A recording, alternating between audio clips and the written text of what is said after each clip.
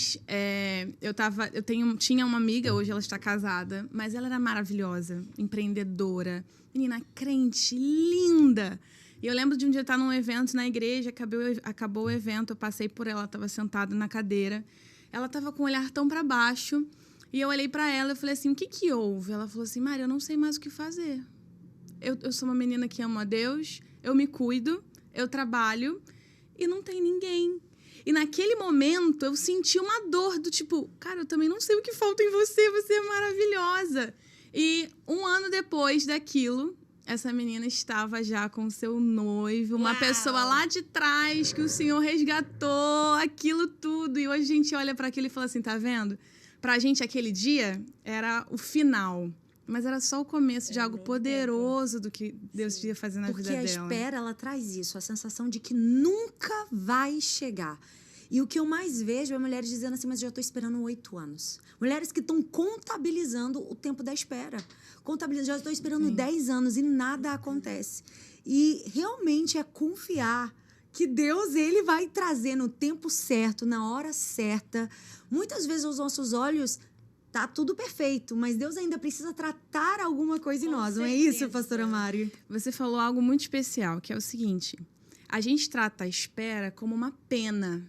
Isso. Estou pagando por algo. Sim. Mas, na verdade, existe a alegria do processo. Exato. Sim. Tem uma frase que eu gosto muito que diz assim, eu não sei por quais caminhos Deus me conduz, mas eu conheço bem o meu guia.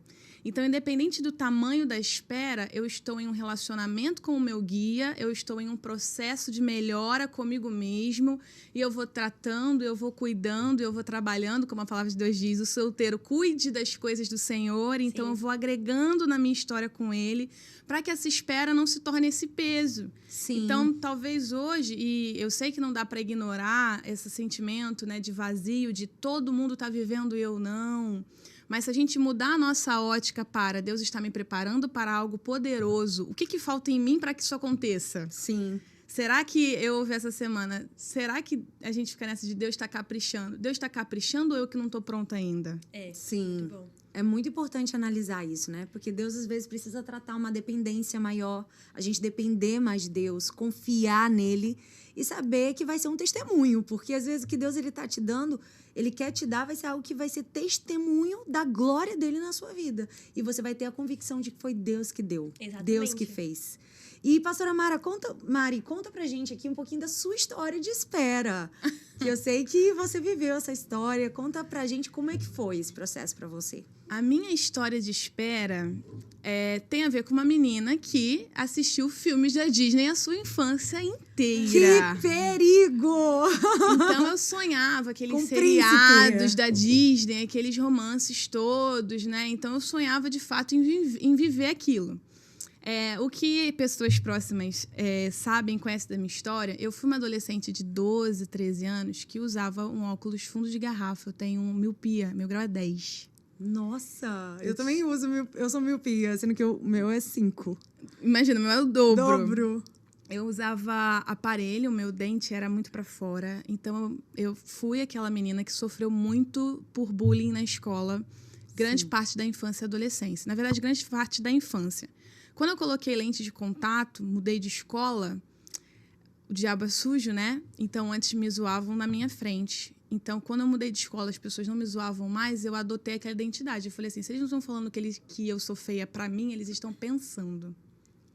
Então, eu vivia achando que eu não teria isso. Eu tive um episódio muito marcante na minha história, nesse período do óculos, que um adolescente lá botou um papelzinho e era para colocar nota para as meninas da escola, da sala. Meu Deus. E eu, assistindo os filmes da Disney, falei, agora que alguém vai botar um 10 aqui para mim, né? A gente vai se apaixonar, a gente vai viver feliz para sempre. Quando o papel chegou em mim, eu lembro da situação inteira. Eu lembro da cadeira, eu lembro do meu estojo. É como se eu estivesse lá agora.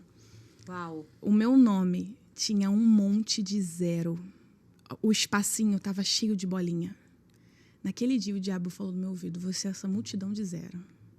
Naquele momento, quando eu vi aquele papel, eu falei, aquela história do filme eu nunca vou viver. Não é pra mim. Não é pra mim. Esse negócio de ter filho, engravidar, casar, essa história não é pra mim. Essa pessoa do 0 nunca vai viver isso. Então eu comecei a achar que essa história não era para mim, que eu nunca viveria isso. Comecei, ainda tirando óculos e tal, eu via as minhas amigas gostando de meninos gostando de minhas amigas e comigo nada. Sim. Então, eu passei por esse tratamento aí de autoestima engraçado, forte. Porque o inimigo, ele atua mesmo nessa área. Eu lembro que, eu acho que, né, o fato de eu usar óculos, eu uso óculos desde os meus 7 anos de idade. Também cabelo cacheado. E eu me olhava no espelho e o diabo dizia, você é feia. Ninguém vai casar com você. Você nunca vai casar. Você nunca vai ter alguém que te ame. E eu vivi esse complexo de inferioridade ao ponto do diabo muitas vezes falar, tira a sua vida. Você não tem valor, você nunca ninguém vai te amar. E aquilo vinha repetindo na minha mente várias vezes. E foi, inclusive, o cenário que Deus usou para eu ter um encontro real com Jesus. Nesse lugar, quando eu achava que eu nunca ia ser amada. Então, o inimigo, ele bombardeia muito na autoestima das mulheres. E mulheres que você olha e você diz, meu Deus, é linda, maravilhosa. Mas elas não conseguem se enxergar dessa maneira, porque o inimigo está bombardeando nessa área. Né? E é muito forte, né? Porque a gente oferece para o inimigo a oportunidade de dar pra gente a nossa identidade. A nossa identidade vem do céu. Exatamente. Foi o Senhor quem nos deu, Exato. O Senhor nos criou. Eu não posso colocar valor num quadro que você pintou. Só você sabe o tempo que você gastou, a qualidade da tinta que você usou, o que você estava pensando quando você pintou aquele quadro. É injusto eu falar para você, esse quadro custa R$5. Você vira para mim e fala, não, Mari, eu gastei muito dinheiro, esse quadro é valioso, é o quadro da minha família, é o quadro da minha mãe, é muito valioso para mim. A mesma coisa a gente permite que o diabo faça. Deus nos criou, só ele pode dar o nosso valor, mas a gente permite que as pessoas digam pra gente o nosso valor. Você tem noção de que a nossa conversa era a espera e agora se tornou identidade? Uau. Tem gente que acha que assunto relacionamento não é importante, não é válido. Falar disso por quê? Sim. É bobeira. Não é bobeira. Por causa desse assunto, a gente foi fundo no que as pessoas pensam sobre elas e em como o diabo tem ferido e tirado delas a sua real identidade. É isso. Então, talvez tudo que essa menina, essa mulher, essa senhora que está nos ouvindo agora precisa, na verdade, é alguém dizendo para ela, você é muito mais do que a ausência que você está sentindo agora. Exato. A gente trata o solteiro pelo que ele não tem. Quando, na verdade, a gente deveria tratar o solteiro pelo que ele tem. Ele tem mais tempo para servir ao Senhor do que uma pessoa que tem um esposo, filhos e tudo mais. E foi servindo ao Senhor que eu descobri quem eu realmente era e que eu descobri quem eu merecia também, né? Eu quero ouvir mais o seu testemunho, mas eu orei por uma pessoa há 2 anos e meio.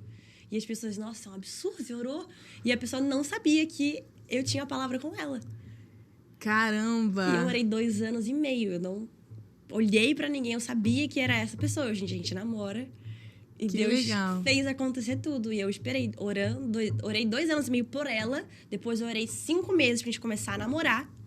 E a gente tá namorando até, já teve 3 meses. Assim, muita oração, né?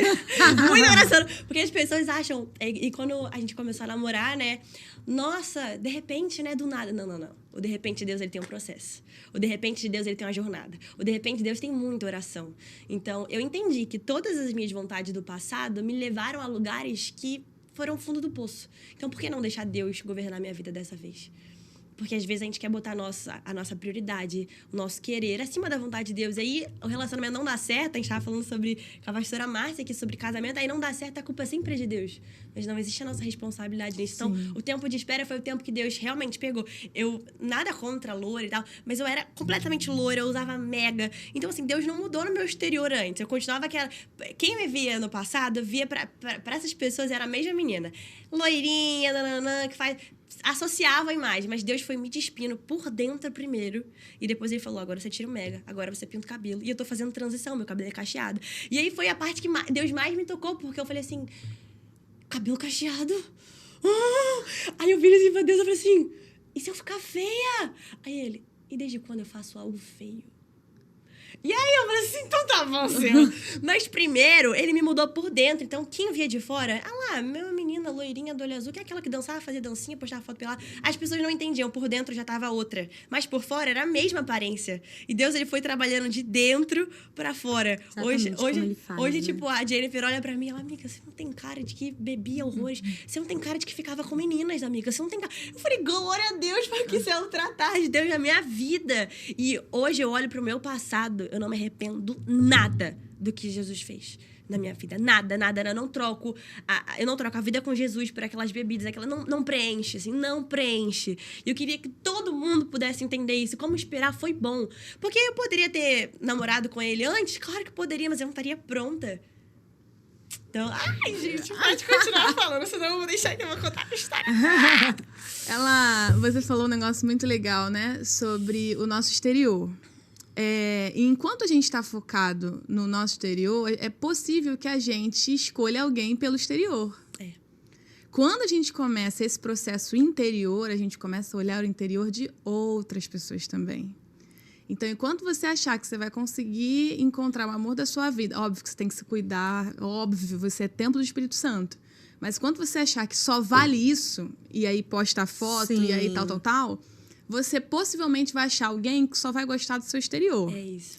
E aí, no dia Muito que bom. você falhar, vai falar assim, opa, não é bem isso. Sim. No dia que você acordar mal e não der pra fazer a chapinha, opa, não é bem isso. Sim. Então, a gente precisa pensar também no que é primordial pra gente.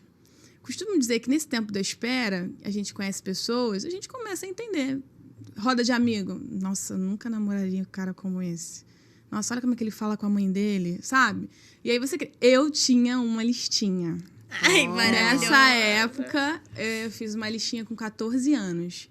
E eu coloquei coisas internas, bobeiras, do tipo flamenguista, que para algumas pessoas pode ser bobeira, mas para mim é uma coisa de família, minha avó, minha família inteira e tal. E veio hoje, bem depois já, eu me relacionando, quando eu olhei a listinha, eu falei, Deus é real. Ai, que coisa linda. Gente, É isso real. é maravilhoso. É real. Enfim, mas por que eu falei da listinha? Porque é legal você saber. O que é importante, né? Quando você tá com fome, você pode estar na dieta e tal. Quando você tá com fome, desesperado, o que você faz? Você come qualquer coisa. Você não tem critério quando você tá com fome. A carência é a mesma coisa. Quando você tá carente, você aceita qualquer coisa. Então, você precisa de um filtro. Você precisa, alinhado em Deus, qual é o homem que eu sonho, não para casar somente. Um homem para casar, para ser o meu parceiro de vida, para ser o pai dos meus filhos. Eu estava lembrando ontem que eu ainda era muito nova. As pessoas falavam assim, nossa, Mari, você não quer namorar um menino que não é crente porque você tem medo dele não respeitar suas decisões? Não. Eu não quero namorar um menino não crente porque eu namoro para casar. E meu maior medo é um dia acordar de manhã para ir para a igreja e meu marido virar para o meu filho e dizer assim, não, filho, vamos ali assistir o jogo do Flamengo em outro lugar. Não é só uma escolha para uma festa bonita de casamento. É a escolha sobre os pais dos meus filhos, que vão levar o meu legado. Isso é muito sério. Muito sério. Por isso, a gente precisa ter um bom filtro. Sim. E, obviamente, eu não posso esperar de alguém aquilo que eu não sou. Então, Muito talvez tenha gente assim, ai, meu Deus, Mari, mas eu tenho a minha lista aqui, mas essa pessoa não chega. Talvez não chegou porque você não tem nada a ver com essa lista. Você tá esperando um homem que seja segundo o coração de Deus. Você nem lê a Bíblia. Esse cara, segundo o coração de Deus, vai olhar uma mulher virtuosa, uma mulher sábia. E talvez você não seja essa mulher sábia hoje. Exatamente. Sim. Eu quero um homem que ame família. Você troca sua mãe e seu pai por qualquer rolê. É muito bom. Agora você vive na igreja e não consegue almoçar com seu pai e com sua mãe. Sim. Eu tenho entendido isso agora que eu casei. Cara, dificilmente uma pessoa que não valoriza a sua família solteira vai aprender a valorizar casado. É verdade. Quando você tem ali o seu cônjuge e tal, se você não está acostumado a sentar com a sua família, a ter um tempo de qualidade com a sua família, a sentar e ver filme. Eu lembro que meu marido mandava, às vezes, pra mim, dizer, vi o filme com a minha mãe, tô assistindo série com a minha mãe. E eu vejo isso hoje, como ele gosta de sentar comigo e ver um Aham. filme. Por quê? Porque valoriza o tempo de qualidade. Sim. Sim. Talvez não o tempo de qualidade que eu vivia com os meus pais, talvez, diferente. Mas valoriza esse tempo de qualidade.